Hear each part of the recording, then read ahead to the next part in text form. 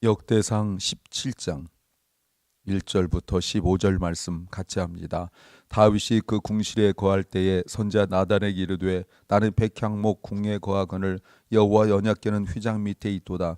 나단이 다윗에게 고하되 하나님이 왕과 함께 계시니 무릇 마음에 있는 바를 행하소서.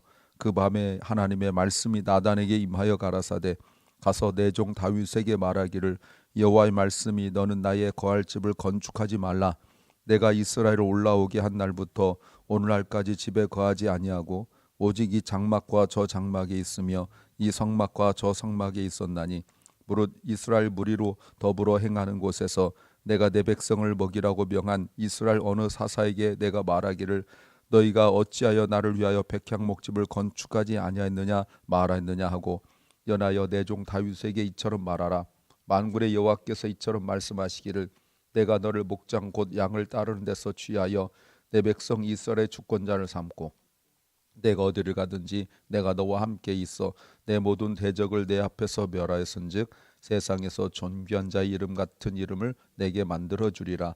내가 또 내 백성 이스라엘을 위하여 한 곳을 정하여 저희를 심고 저희로 자기 곳에 거하여 다시는 옮기지 않게 하며 악한 유로 전과 같이 너희를 해하지 못하게 하여 전에 내가 사사들을 명하여 내 백성 이스라엘 다스리던 때와 같지 않게 하고 또 내 모든 대적으로 내게 복종하게 하리라.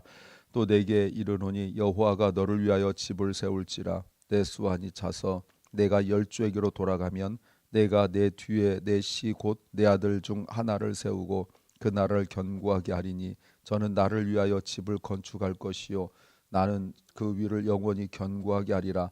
나는 그의 아비가 되고 그는 나의 아들이 되리니 나의 자비를 그에게서 빼앗지 아니하기를 내가 내 전에 있던 자에게서 빼앗음과 같이 않지 않을 것이며 내가 영영이 그를 내 집과 내 나라에 세우리니 그 위가 영원히 견고하리라 하셨다 하라. 나단이 이 모든 말씀과 이 모든 묵시대로 다윗에게 고하니라. 아멘. 13장에서 시작된 여호와의 법궤를 옮기는 내용이 이제 마무리되어지는 17장에 이르렀고요. 17장도 오늘 전체를 다루지 않고 전반부 또 후반부 이렇게 나누는데 여하튼 오늘은 그 마무리 단계로서 사무엘하 7장에 있었던 다윗 언약의 내용이라고 우리가 말하고 있습니다. 그래서 오늘 17장 오늘 전반부 그리고 후반부 이 부분이 역대기의 메시지의 중심이에요. 그러니까 결국 이 내용을 이야기하려고 역대기가 기록되었고 그리고 오늘 하나님께서 말씀하신 이 내용을 굳이 후손들에게 알려주기 위하여 역대기가 기록된 거예요. 그리고 물론 미리 말씀을 드리면 성전을 건축하는 솔로몬에게 그 마치 영화로 말하면 카메라의 포커스가 이렇게 옮겨가긴 하지만 그러나 오늘 본문이 있었기 때문에 그 내용이 있는 것을 우리가 알고 있고요. 그래서 오늘 내용이 역대기의 기록 목적과 내용과 그리고 가장 중요한 클라이막스다 이렇게 볼 수 있습니다. 설교 제목은 큰 일이 막혔을 때 더 큰 축복이 다가온다. 큰 일이 막혔을 때 더 큰 축복이 다가온다는 제목입니다. When something big gets blocked, even greater blessing approaches. 우리가 종종 어떤 큰 일들이 막혔을 때 좌절하고 낙심하는 것은 일반적인 반응입니다. 근데 우리 그리스도인들에게 있어서 어떤 정말 작은 일도 아니고 큰 일이 막혔을 때 우리가 믿는 것은 하나님의 섭리죠. 그 하나님의 섭리를 축복이라고 말할 수 있습니다. 어떤 걸까요? 첫째는 더 할 일을 찾는다는 겁니다. You find another mission to pursue. 1절에 앞에서 여호와의 법궤를 옮기고 난 이후에 어느 정도 시간이 갔는지는 모르지만 다윗이 그 궁실에 거할 때에 요 바로 앞에 사무엘 하에서 보시면 여호와께서 다윗 주변의 모든 적들을 다 멸하시고 물리치시고 평안하게 하셨을 때라고 평안이 전제로 나오는데 역대기에서는 그 얘기를 빼요. 의도적으로. 왜? 조건이 아니기 때문에 그런 거예요. 근데 다윗이 자기 궁전에 있을 때 뭐 하는지 보세요. 이제 다 됐다. 내 할 일은 다 끝났다. 라고 하지 않고 선지자 나라에게 말하기를 나는 백향목궁에 있는데 여호와의 언약궤는 휘장 밑에 텐트에 있습니다. Under a tent라고 말해요.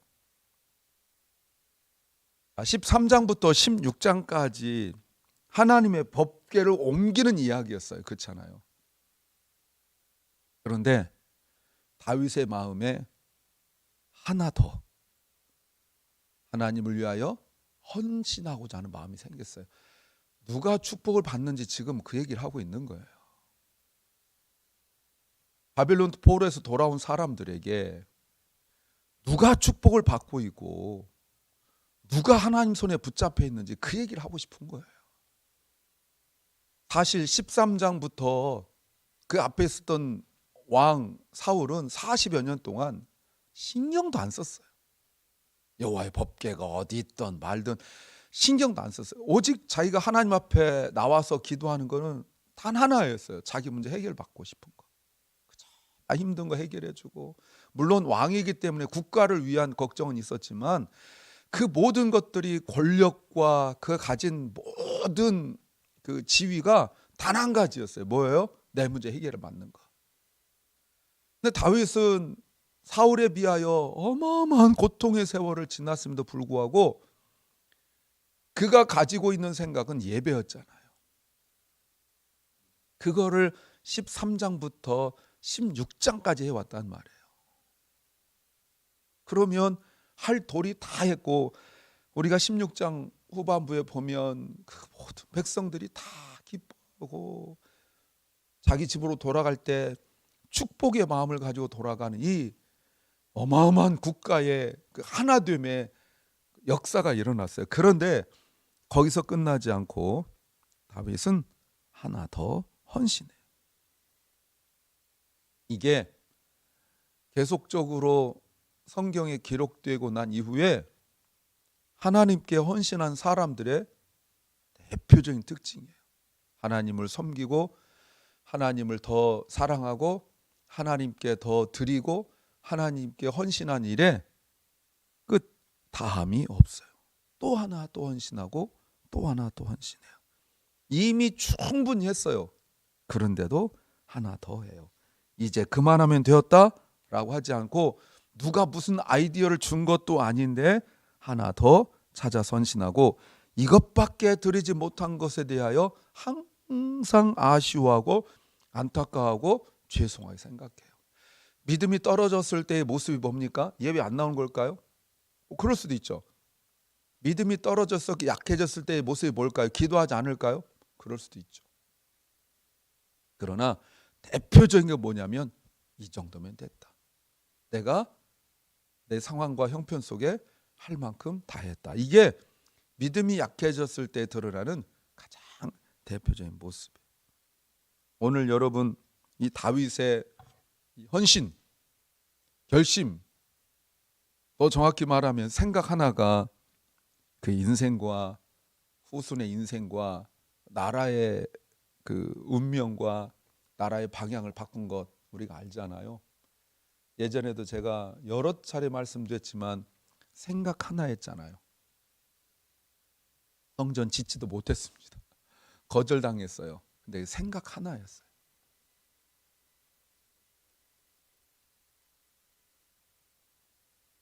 여러분 보세요. 누가 이런 생각을 했어요? 하나님께서도 말씀하셨죠? 하나님께서 말씀하시기를 6절부터 내가 말하기를 왜 나를 위하여 백향목집을 건축하지 않느냐? 말한 적이 없다는 거예요. 하나님 마음에 아유 저것들은 맨날 자기들 생각만 해 라고 하나님은 생각하지도 않으셨어요. 그런데 다윗이 생각한 거예요. 그리고 또 하나 1절에서 다윗이 변한 게 뭔지 아세요? 13장과 비교하여서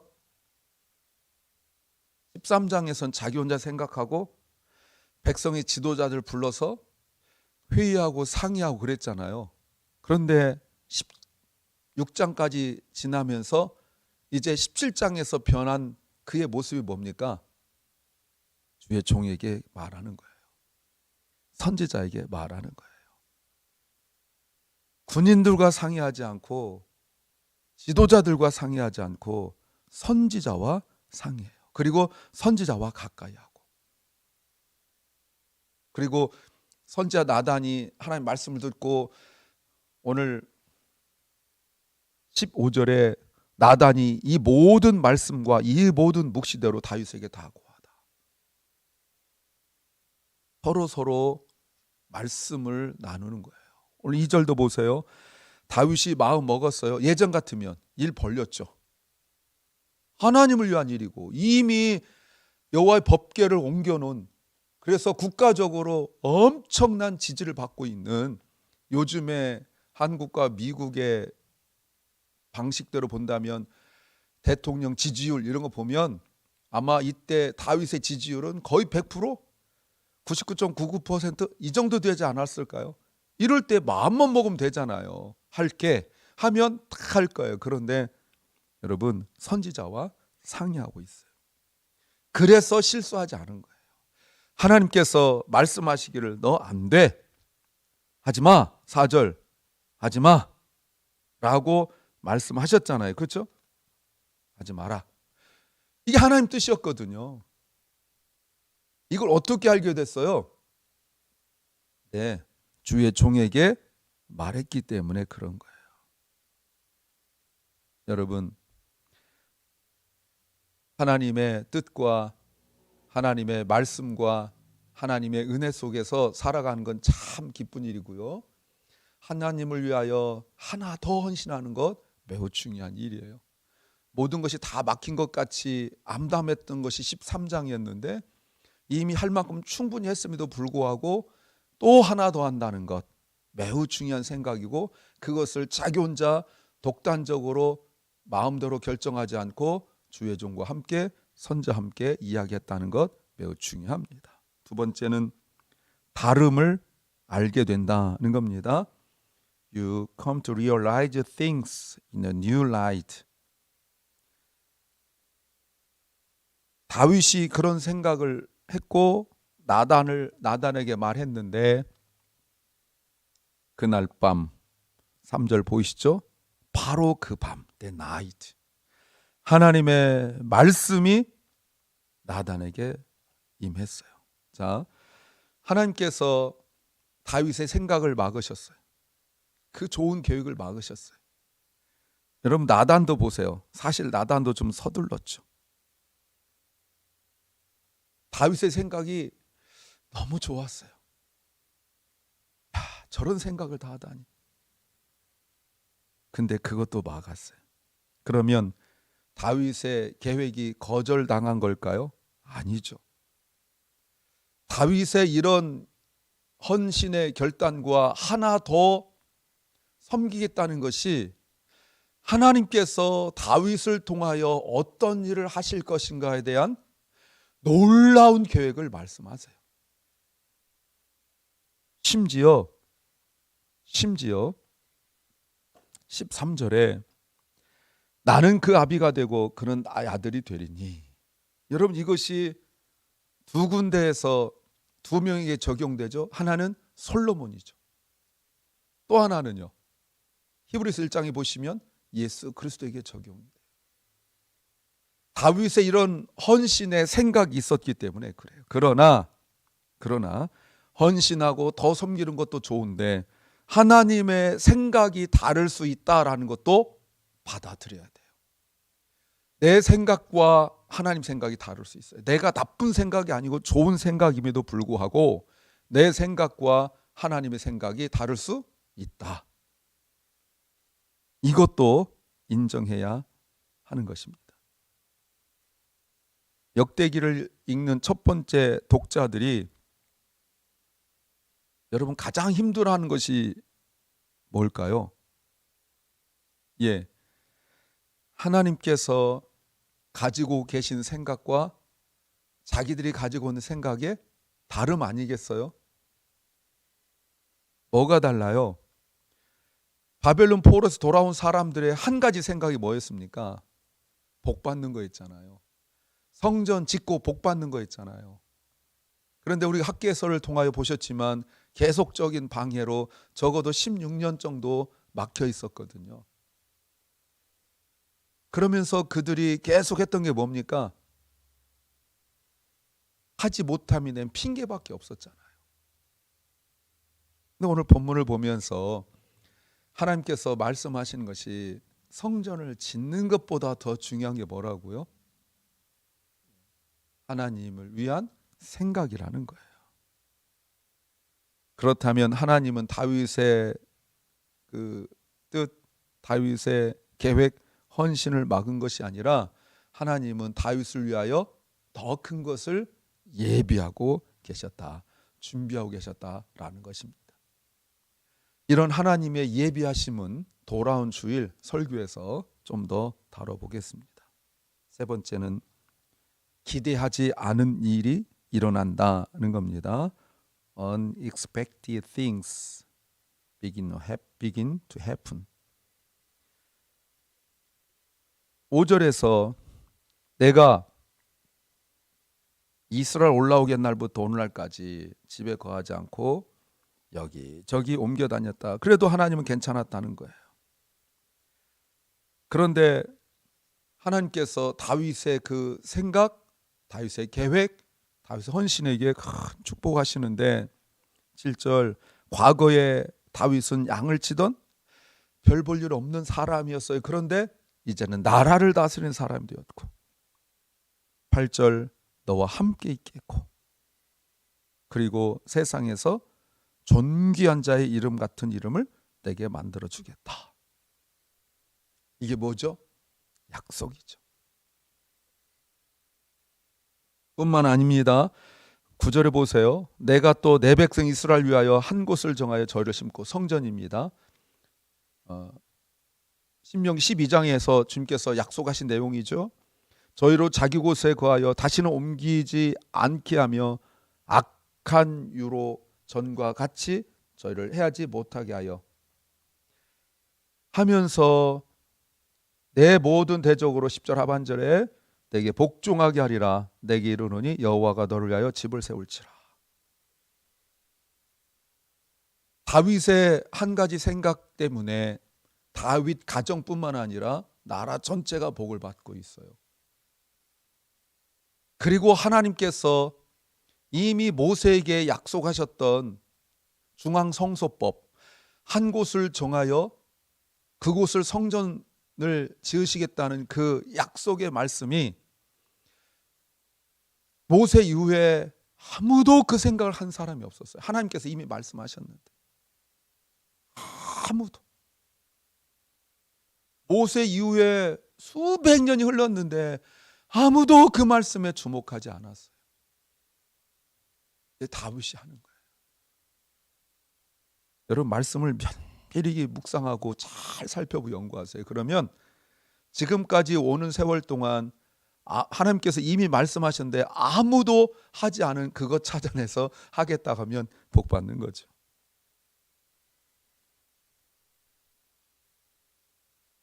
그리고 11절에 보시면 내가 생명이 다 차서 내 열조에게 돌아가면 내가 내 뒤에 내 씨 곧 내 아들 중 하나를 세우고 나를 견고하게 하리라. 엄청 큰 복이죠. 사울은 받을 수 없었던 거예요.